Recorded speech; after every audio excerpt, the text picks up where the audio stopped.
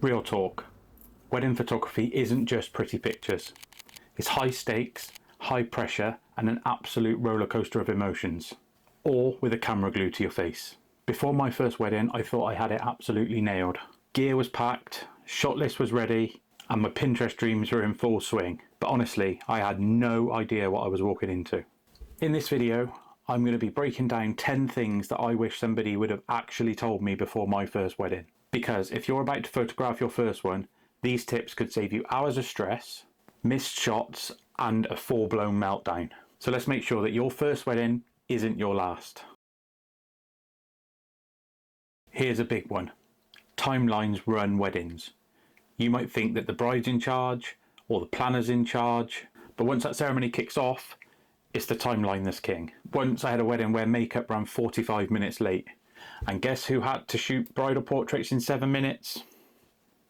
That was me. So here's what I've learned. Always build a buffer into your photo time. If you think it's going to take you 30 minutes, ask for 45, because something will run late. It's guaranteed. Either somebody will need to steam a dress at the last minute, or somebody else will forget their shoes. I've seen it all. And when it runs late, guess who it is who's got to make up all that time without skipping any key shots? So be politely assertive and learn to manage timelines like a military strategist. Yes, you can shoot a wedding with minimal gear, but should you? Probably not if you like sleeping at night. At my first wedding, as I've said before, I showed up with one camera. If that camera died, game over. Now I bring 2 camera bodies, a handful of lenses, more memory cards than I will ever need, and enough batteries to power a small village. Also, test everything the night before, not just your cameras, but your flash triggers, your flashes, your memory cards, that your batteries are charged. Even check the zippers on your bags to make sure that they do it properly. And please, for the love of all things photography, use a camera with dual card slots. If one card fails, then this might actually save your bacon. Quick tip, keep an emergency pouch on you. This pouch should contain things like paracetamols, AA batteries, allergy tablets, maybe a bottle of water if it's a big enough pouch, and safety pins. Always take safety pins. I've lost count of the amount of times I've been asked by a bride or a bridesmaid if I've got a safety pin on me. Trust me, you'll be a lifesaver. When I first started, I thought it was all about the couple and that every single frame had to feature them. But here's the truth.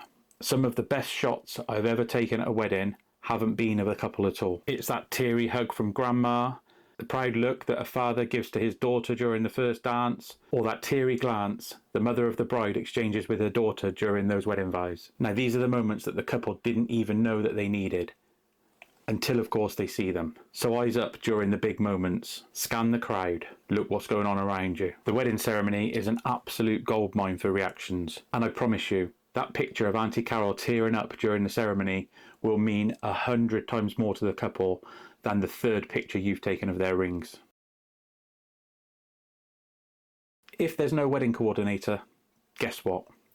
You're now the wedding coordinator. You're the one telling people where they need to stand, when to smile, and how long they've got before the next shot that they're in. And even if there is a wedding planner, they will still be looking to you to keep the photo schedule moving along and to make sure that the couple is back in time to sit down for their wedding breakfast. So my advice to you would be to have a copy of the timeline with you, either on your phone or on a bit of paper in your pocket. Know what's going to happen before it happens. And if things do start slipping, don't just smile nicely and panic. Speak up early, kindly but clearly. And remember, clear, kind communication is a wedding photographer's superpower.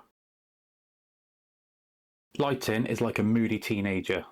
It changes constantly and it couldn't care less about your carefully laid plans. That beautiful golden hour ceremony that was planned, suddenly overcast cloud, grey skies and flat light. That rustic barn reception that you were looking forward to is now suddenly lit up with 10 purple uplighters and it looks like a nightclub. So know how to use off-camera flash, how to bounce light, and have plenty of fast lenses to use. Because believe me, your camera will need all the help it can get at times. And make sure you practice in the dark. That candle-lit wedding breakfast isn't so fun when you look down and your camera's at 12,800 ISO and the couple looks like ghosts in a bit of fog. Quick tip, visit the venue beforehand if it's somewhere you've never been before. If you're unable to visit, the best thing you can do is ask the couple or the wedding planner to send you some photos of the areas that they'll be using during the day. Okay, so here's the part that nobody likes to tell you about. Family photos. It can be a little bit like herding cats all wearing formal wear. You've got 20 minutes to get the photos done, and there's no sign of Uncle Dave. He's disappeared to the bar again and nobody knows where he is. My secret weapon for this, and it should be yours too, is to get the couple to send you a list of the group shots that they want before the day, so you know what you're working with, how many and how long you need to plan for. And here is the real magic trick. Get the couple to nominate somebody from the wedding party, usually a best man or a maid of honour, to be in charge of that list. They're in charge of rounding people up in the day so that they can get them to where they need to be in the right order, so that you can take the photos you've been asked for. Then be really quick and clear, big smiles, click, next, done. If you're confident and you keep it moving the whole time, people will trust your process and you will get through the list a lot quicker than if you're waiting around for people who aren't where they're supposed to be. Let me paint a picture. At one wedding, the ceremony arch fell over right in the middle of the vows. Another wedding, the DJ didn't turn up at all, and the bride ran the whole wedding on a Bluetooth speaker from her phone. And what did I learn from these two events? Things go wrong. Just learn to roll with it like a pro. You are the calm in the chaos. If something breaks, smile. If it rains, then the first thing you say is, let's grab the umbrellas, rain shots look absolutely epic, because your attitude sets the tone for the whole day, and the couple will mirror your energy. Let's be real. Wedding photography is basically a sport. You're on your feet for 10 hours a day, carrying heavy gear, running, bending, squatting, all just to get that perfect shot, all whilst having the biggest smile out of anybody at the wedding. So take care of yourself like an athlete would. Eat well, hydrate, wear comfy shoes, seriously wear comfy shoes, and definitely don't wear a brand new pair of shoes without breaking them in first. I've learnt this one the hard way, believe me. And bring snacks. I never leave the house to go to a wedding without a protein bar, some ibuprofen, and enough bottles of water to keep me going throughout the day. You've got to look after you, because it's very rare that anybody else will do it for you. After the high of the wedding day comes the editing hangover. We're talking like 3,000 plus images sometimes staring back at you going, good luck mate. Culling, colour correction and retouching is an absolute mission, and it takes hours. So be realistic about your turnaround time and tell the couple up front so there's no hidden surprises. They'll appreciate your honesty a lot more than radio silence while you have your head buried in a computer.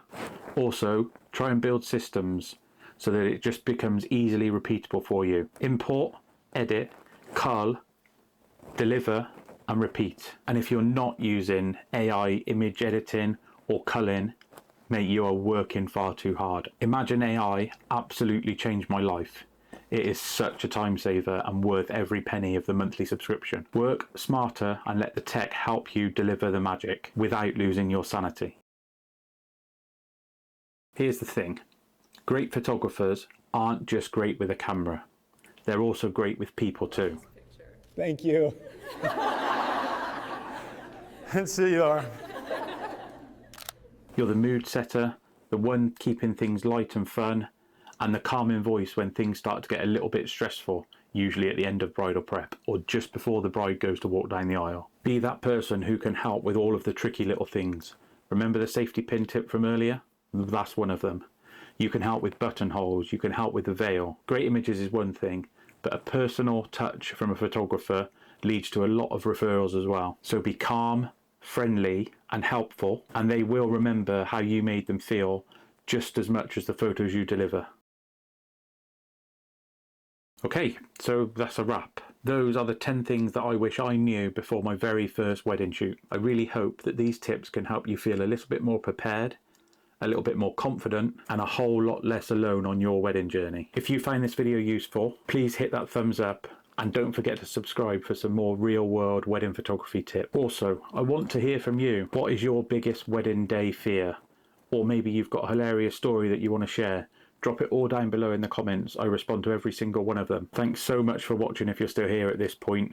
It really does mean a lot and it will help the channel grow. And remember, shoot smart, shoot kind, and shoot epic. See you at the next one.